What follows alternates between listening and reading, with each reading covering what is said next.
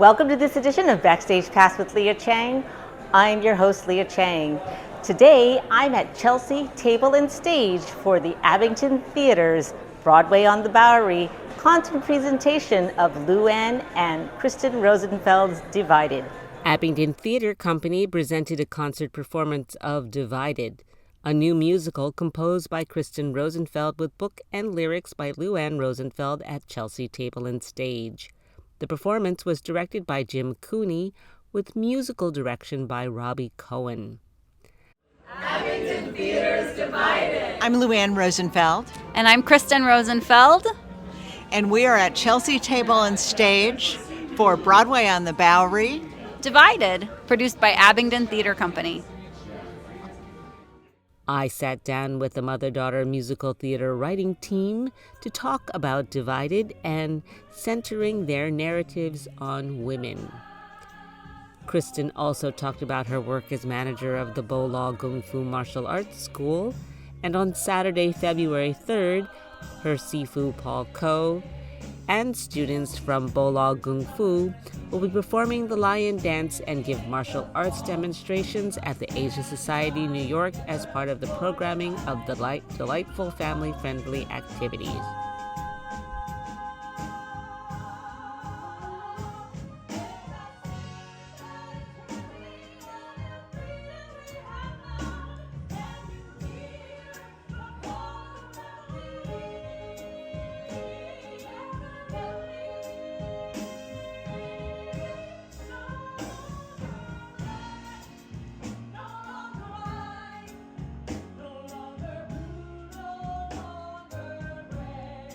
Today, I'm at Chelsea Table and Stage for Abingdon Theater's Broadway on the Bowery presentation of Luanne Rosenfeld and Kristen Rosenfeld's musical Divided.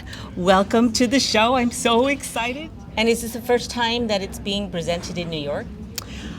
The original version was presented in New York in 2016. And then there's only 2 songs that are the same. Well, tell me what Divided is about. It is the story of 2 women. One's an African American, one is a Southern belle, who embark on a friendship that they should not have embarked on in their time. Travel from Mississippi to Boston through the Civil War, before the Civil War. Basically, they're rebels who say we're not going to follow all the rules that society is putting on us. And they come out victorious in the end. And how were you inspired to write this show? So Divided is actually based on a true story, loosely from a family friend's family history that I was having dinner with them.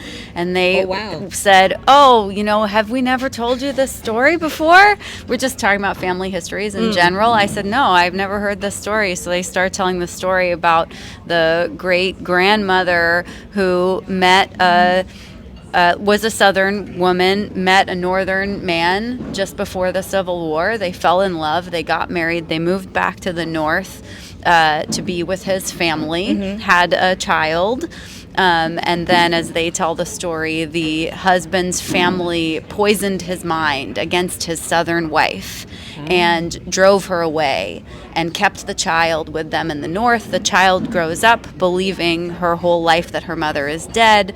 She finds out much later in her life that her mother may actually still be alive, goes on this sort of quest to find her, ends up finding her, and they ended up having a wonderful relationship later in life. So that's very much like the genesis of Divided. It has changed a lot. We've obviously embellished it and changed it.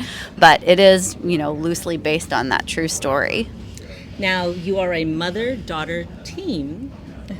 How long have you actually been collaborating, though? We started collaborating in 2008 when I was on tour with Spring Awakening. Oh, okay. Yeah. How does the collaboration work when you're on the road and not together?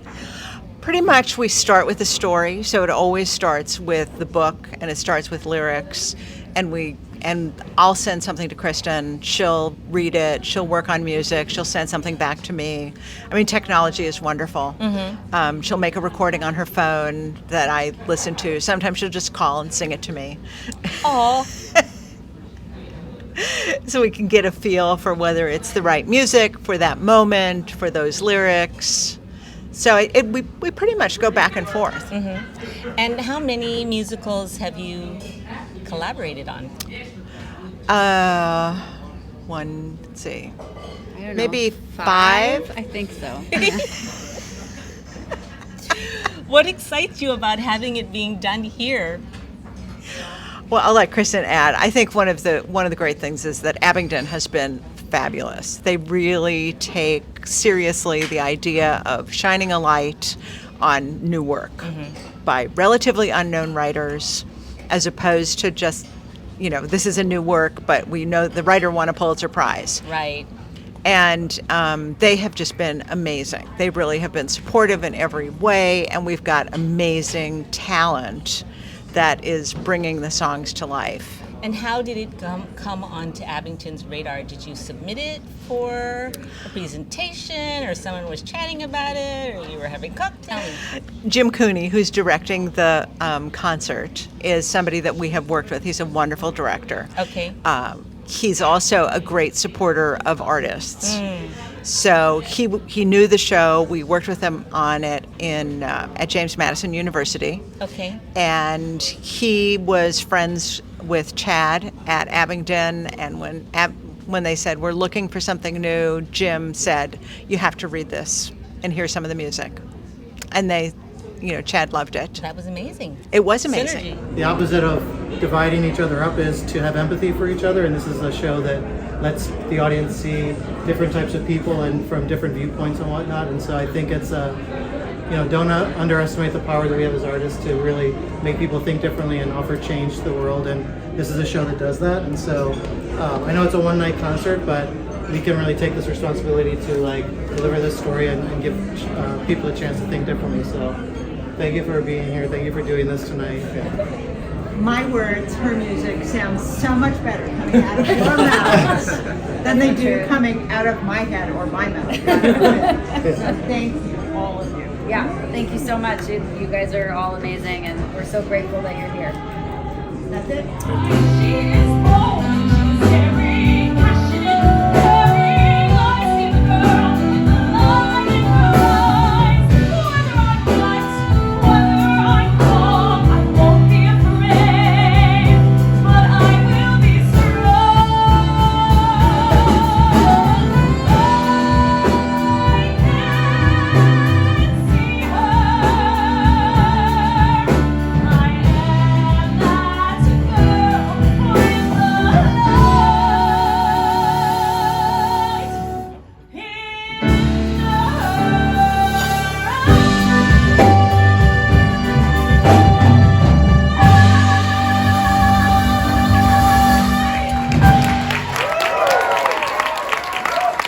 Sure. So we've been focusing on women's stories. Of course. I wonder why. If not us, who then? So one of our new pieces that we've been working on is actually about the women who went to Alaska during the gold rush. Wow. They came from every country. Some tough pioneer women. They were tough pioneer women, but they were also women who saw a way to make it on their own. Whereas in the United States, whether they were in New York or somewhere else, they fell into one category or another. Right. And they went off to Alaska, and some of them became prostitutes, but they made a huge amount of money. And they did it very consciously. It was a choice. Some of them ran businesses, which they never could have run here. And it's a great story of survival and strength and an untold story. An untold story, which is a little bit like Divided, which is essentially the story of women dealing with the Civil War. And not this, yes, there's men in the story, but this is about the women who had to keep their families together, had to find ways to survive. There were 500,000 widows left at the end of the Civil War. Wow. And so this is their story. And it's also, I think we're drawn to stories that, while they might take place in another time, are very relevant. So Divided, while you could say it's a Civil War story, is really the story of people being divided by race, religion, politics, to such an extreme that they are no longer friends, they can't talk to each other. And so the relevancy of Divided has gotten more relevant than it was before. Okay. I don't know, do you have something to say about it, Chris? No, you said everything. I mean, the other project that we have that we've been working on for even longer than Divided, and speaking of untold stories, is actually a musical about homeless people in New York. And there are many, many more. Well, there are homeless people many more since than you there probably were. started Oh, working yeah. on it, yeah. And that was pre-Divided, and we had done a few different workshops and readings and a concert here in the city, like a long time ago. We did a workshop up at SUNY Cortland, and that was inspired by some work I did doing homeless outreach. I spent about 3 years doing homeless outreach work, and had an opportunity to interact with a lot of people and talk to a lot of people and hear their stories. So we haven't done anything with it recently, but that is another project that we've worked on for quite some time, and would certainly be looking for some kind of a home for that piece as well. Okay. Well, I met you, and the reason why you're my collaborator is because you were the music director and conductor for Gold Mountain, and I was so enchanted with you. I just had to know more about you. Well, you're amazing, and I love you. You were so much fun to watch, not only on stage, but ruling the roost over all the men on the team. Sounds familiar, yes? Your daughter, it's your daughter. So that leads me to another very big part of your life, which is Bola Gung Fu. Yes, yeah. And I'd like to know more about what your role is there, and Sure.